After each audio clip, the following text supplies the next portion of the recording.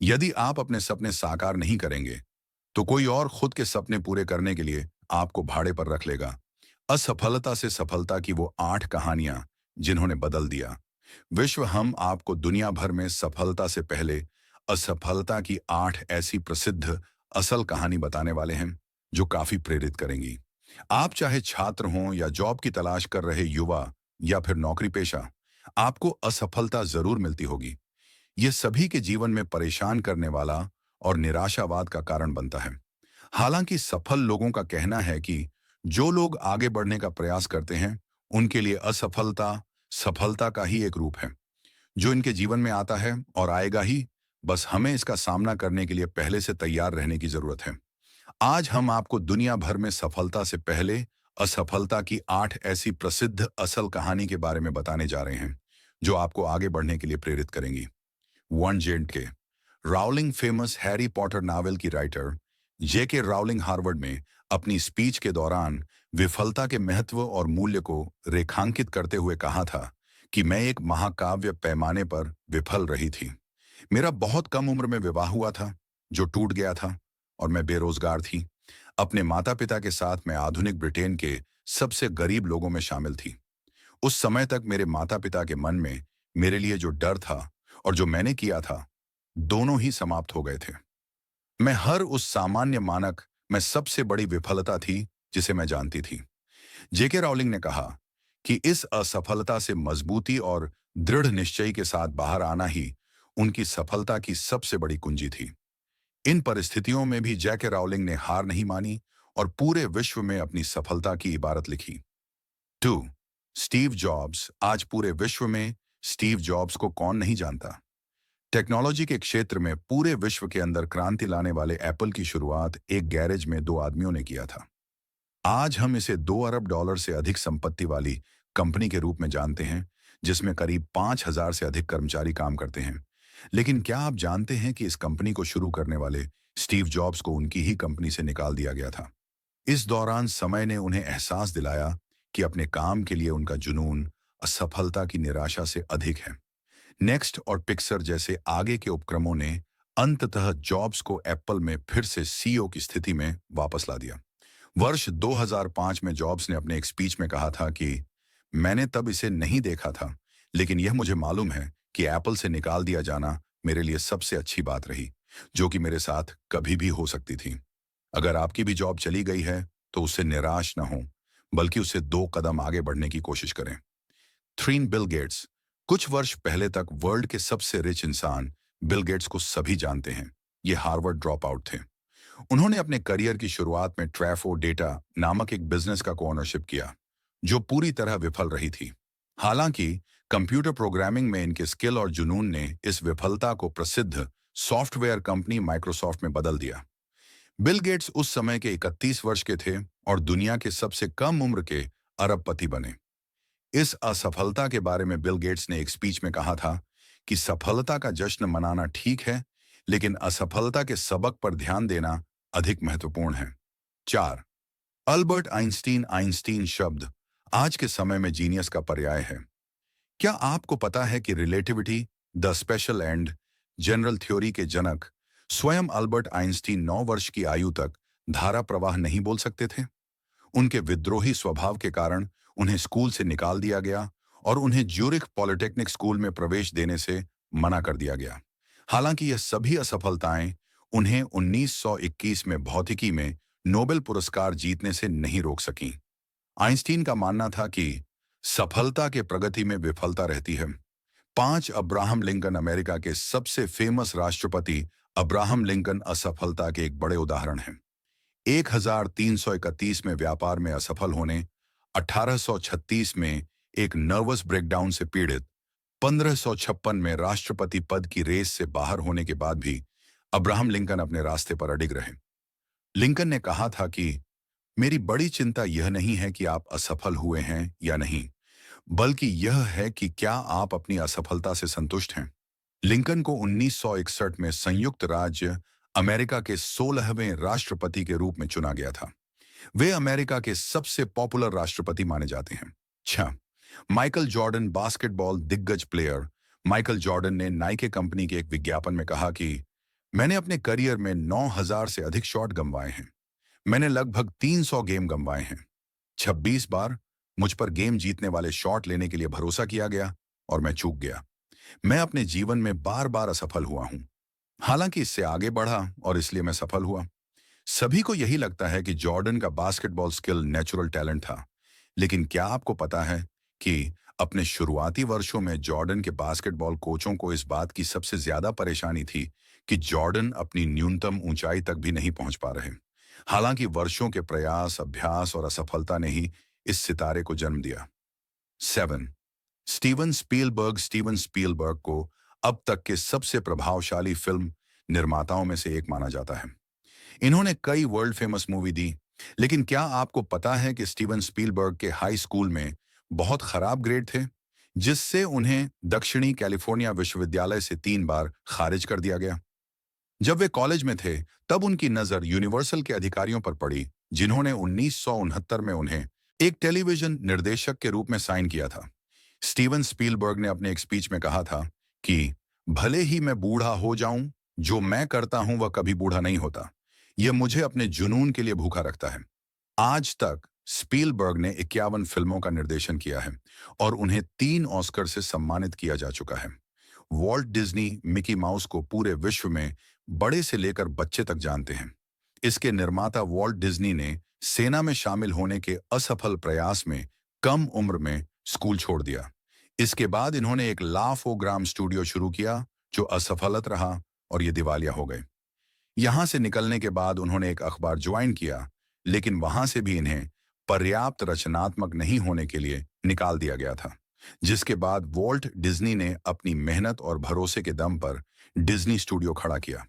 Walt Disney ने अपने speech में कहा था कि हम बहुत देर तक पीछे मुड़कर नहीं देखते।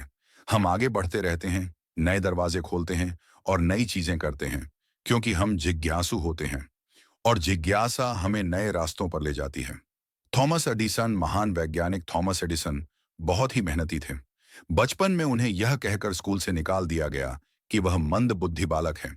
उसी थॉमस एडिसन ने कई महत्वपूर्ण आविष्कार किए, जिसमें से बिजली का बल्ब प्रमुख है।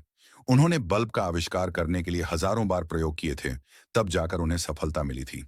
एक बार जब वह बल्ब बनाने के लिए प्रयोग कर रहे थे, तभी एक व्यक्ति ने उनसे पूछा, आपने करीब 1,000 प्रयोग किए, लेकिन आपके सारे प्रयोग असफल रहे और आपकी मेहनत बेकार हो गई। क्या आपको दुख नहीं होता? तब एडिसन ने कहा, मैं नहीं समझता कि मेरे 1,000 प्रयोग असफल हुए हैं। मेरी मेहनत बेकार नहीं गई, क्योंकि मैंने 1,000 प्रयोग करके यह पता लगाया है कि इन 1,000 तरीकों से बल्ब नहीं बनाया जा सकता। मेरा हर प्रयोग बल्ब बनाने की प्रक्रिया का हिस्सा है और मैं अपने प्रत्येक प्रयास के साथ एक कदम आगे बढ़ता हूं। कोई भी सामान्य व्यक्ति होता तो वह जल्द ही हार मान लेता, लेकिन थॉमस एडिसन ने अपने प्रयास जारी रखे और हार नहीं मानी। आखिरकार एडिसन की मेहनत रंग लाई और उन्होंने बल्ब का आविष्कार करके पूरी दुनिया को रोशन कर दिया। यह थॉमस एडिसन का विश्वास ही था जिसने आशा की किरण को बुझने नहीं दिया, नहीं और पूरी दुनिया को बल्ब के द्वारा रोशन कर दिया। बछेंद्री पाल भारत की एक पर्वतारोही हैं जो 2 बार माउंट एवरेस्ट पर चढ़ चुकी हैं।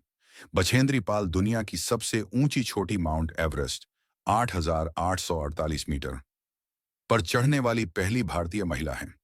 अपने पहले ऐतिहासिक अभियान में उन्होंने 23 मई 1984 को दोपहर 1:07 पर 8 से 9 सदस्यों की एक टीम के साथ माउंट एवरेस्ट पर 43 मिनट बिताए। बाद में अपने दूसरे ऐतिहासिक अभियान में उन्होंने माउंट एवरेस्ट पर एक पूरी तरह से महिला अभियान का नेतृत्व किया। यह 1993 में एक भारत नेपाली महिला एवरेस्ट अभियान था। 2019 में भारत सरकार ने उन्हें तीसरे सर्वोच्च नागरिक पुरस्कार पद्म भूषण से सम्मानित किया। बछेंद्री पाल भारत के माउंट एवरेस्ट मिशन के चौथे अभियान दल की सदस्य थीं। उनके समूह ने मई 1984 में अपनी यात्रा शुरू की। बछेंद्री पाल और उनकी टीम को अभियान के दौरान कई असफलताओं का सामना करना पड़ा। खराब मौसम, बीमारी और तकनीकी कठिनाइयां इनमें से कुछ असफलताएं थीं। लोत्से ग्लेशियर पर एक अप्रत्याशित हिमस्खलन ने टीम के सदस्यों को घायल कर दिया। उनकी टीम के आधे से अधिक सदस्यों को चोटें आईं और वे मिशन से वापस लौट गए। लेकिन बछेंद्री और बाकी सदस्यों ने अपना अभियान जारी रखा। 22 मई 1984 को आंग दौड़जी, शेरपा सरदार और कुछ अन्य पर्वतारोही इस अभियान में शामिल हुए।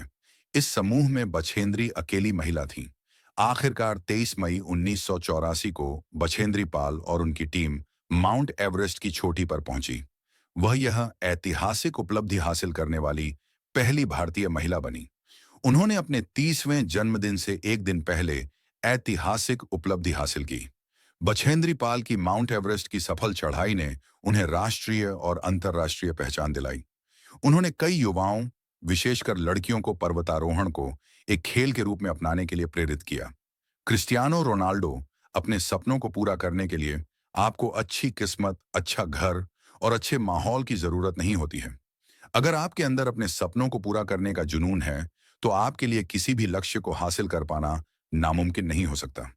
इस बात का प्रत्यक्ष उदाहरण है दुनिया के सबसे महंगे खिलाड़ी, जाने माने फुटबॉलर क्रिस्टियानो रोनाल्डो, जिन्होंने अपनी मेहनत से अपनी किस्मत को भी बदल कर रख दिया। आज वो करोड़ों युवाओं के लिए आदर्श हैं। उन्होंने अपने खेल से करोड़ों लोगों को अपना दीवाना बनाया है। क्रिस्टियानो रोनाल्डो के लिए यह सफर आसान नहीं था।